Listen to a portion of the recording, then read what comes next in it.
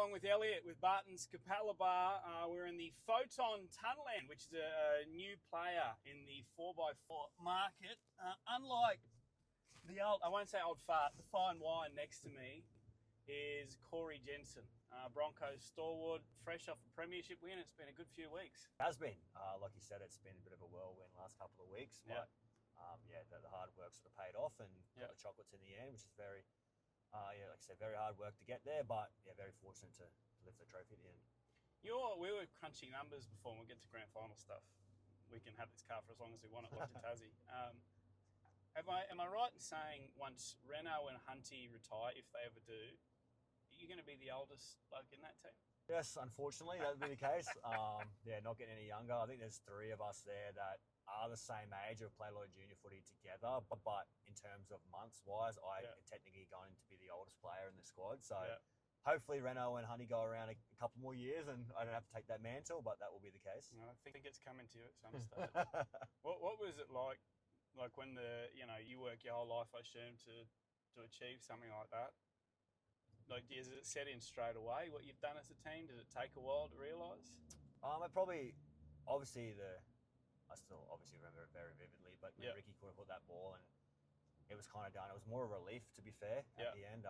We worked so hard and everyone sort of spoke about the pre-season we had, and it obviously was tough, but to see all that hard work pay off at the end, it was so great to know that the work that you put in sort of paid off. And like you said, it hasn't really sunk in, I don't think, yet. I don't think it probably will until probably post-career and you sit down and you look back on it all. And like you said, as a little kid growing up, you dream of playing in the NRL, but to be able to play in a grand final and to win one is something you don't really take for granted and very special.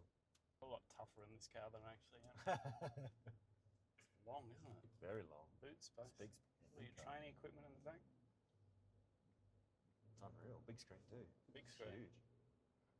It's bigger than my telly at home, which is sad.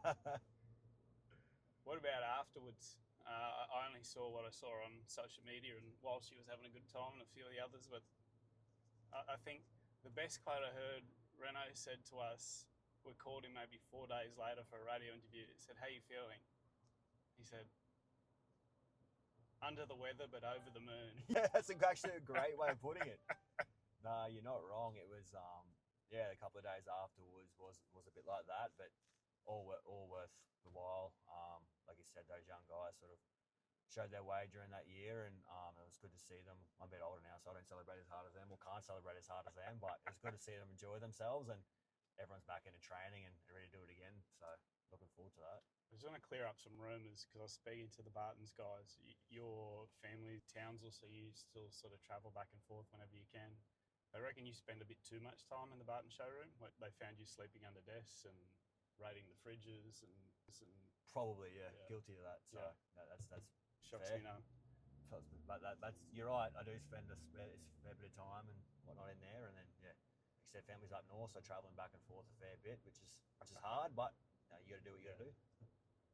Should be like a pre-season rule for plus 30s. I don't know if there is. Do you get to go back to training a bit later now?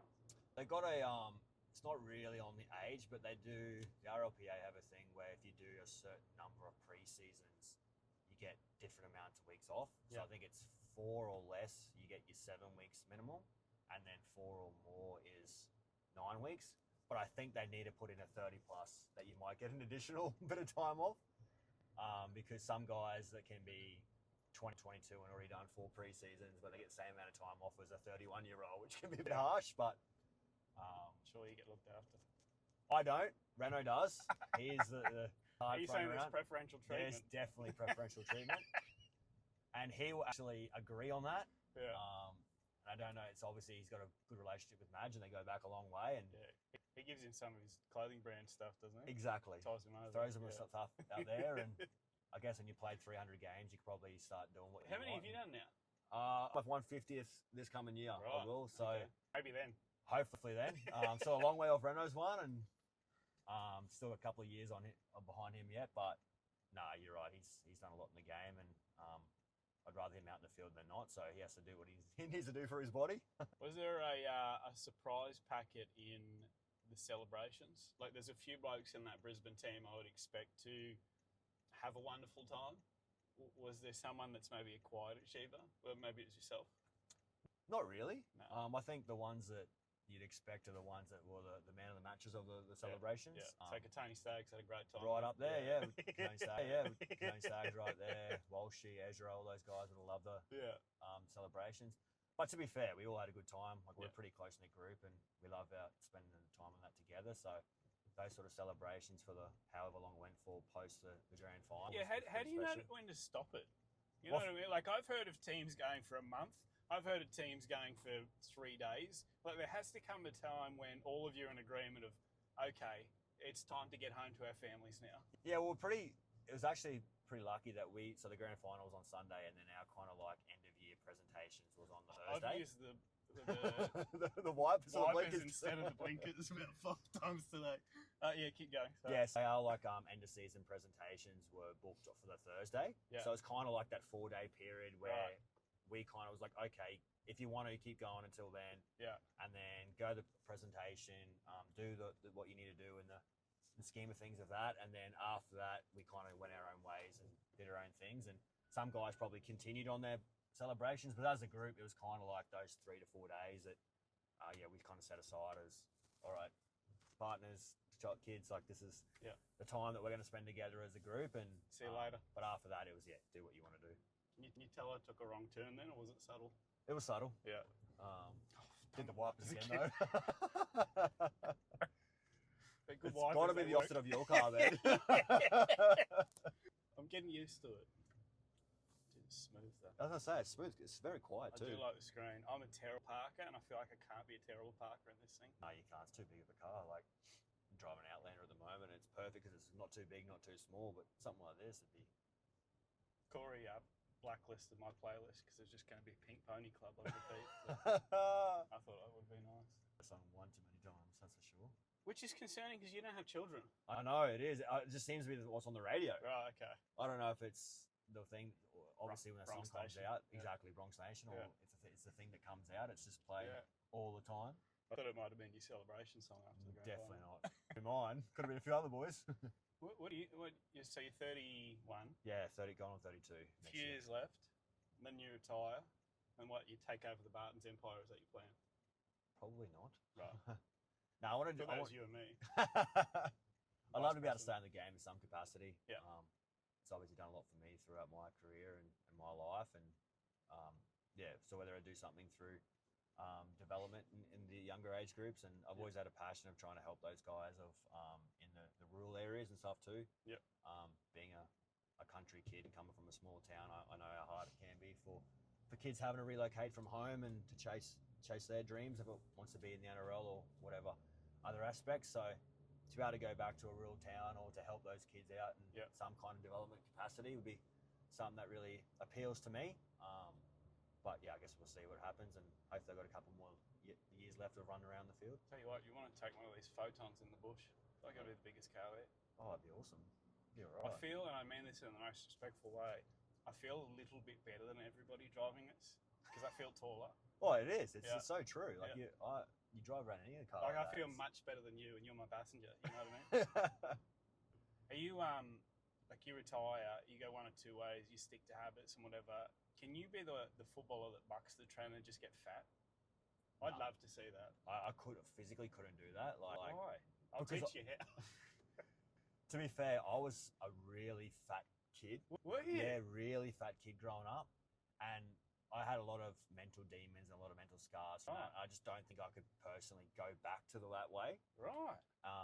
Yeah, if you've seen photos, you'd be like, this is not the same person. When did that change? It probably changed, I reckon, around 14, 15 years old. Really, probably when I started doing all right in rugby league. Yeah. And it was, it was... Good to get into shape. Pretty much, and I don't know if it was, you see different trends and that going around, and when people and obviously as a young teenage kid, you go through and you're like, oh, I'd love to look like this person, and it kind of just stuck with me, and I was a really overweight child, and I was like, oh no, I can never go back to like that. So I don't think I'd be one of those ones that bucks the trend and goes the other way. See, I have gone the other way. I've gone to be the overweight adult from time to time, and I'm very good at that. I'm a boomerang. I just keep coming back to the weight I was.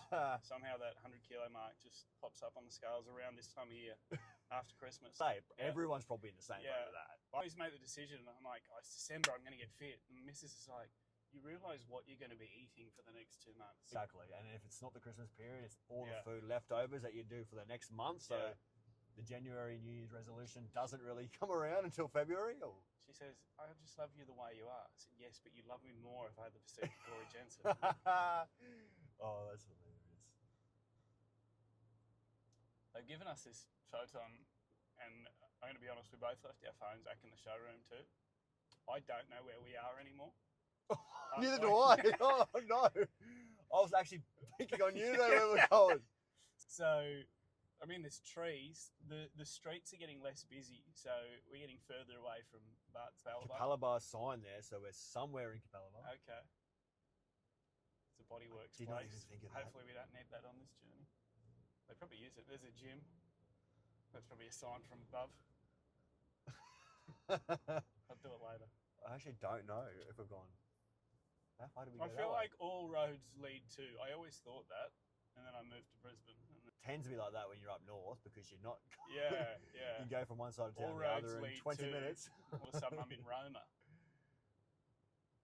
We're getting back to a busy strip, so I feel like that's a good sign. To be fair, I've been in Brisbane 5 years and I still use my Navman. So. The navigation. Navman. The Navman. The navigation. Mate, a Navman is from like 2004. Well, I don't think anyone's had it. GPS, whatever you call it. Google Maps. Google Maps. Navman. I'll use the indicator right there. Google Maps. No, it's fine. We're sticking with Navman. Far out. That's how old I am. Navman is the thing you used to plug into the cigarette. There you go. I remember doing that. The Foton doesn't have, by the way. I don't think any card has it anymore. It's there. We're back.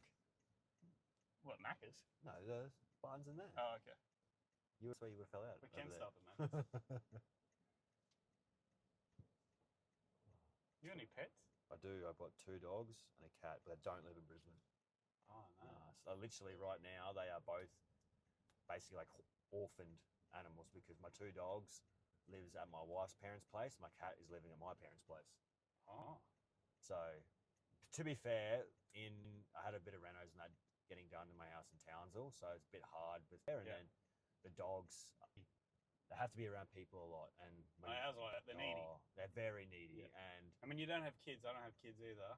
They only like your children. Yeah. And wherever you go, they want to go. They sleep in the bed. Yeah. Oh, they used to. Not anymore, but they used to. So you won that battle. I have won that battle. I lost that battle.